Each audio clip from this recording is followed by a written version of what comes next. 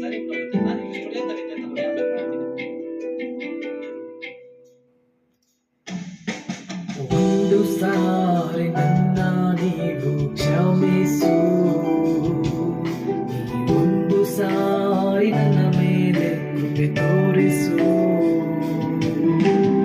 ಒಂದು ಸಾರಿ ನನ್ನ ನೀವು ಕ್ಷಮಿಸು, ನೀ ಒಂದು ಸಾರಿ ನನ್ನ ಮೇಲೆ ಕೃಪೆ ತೋರಿಸು.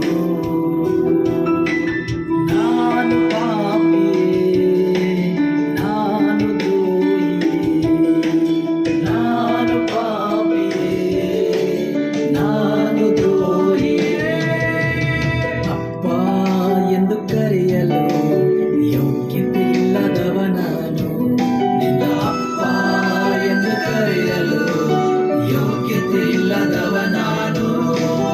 ಒಂದು ಸಾರಿ ನನ್ನ ನೀವು ಕ್ಷಮಿಸು, ನೀ ಒಂದು ಸಾರಿ ನನ್ನ ಮೇಲೆ ಕೃಪೆ ತೋರಿಸು.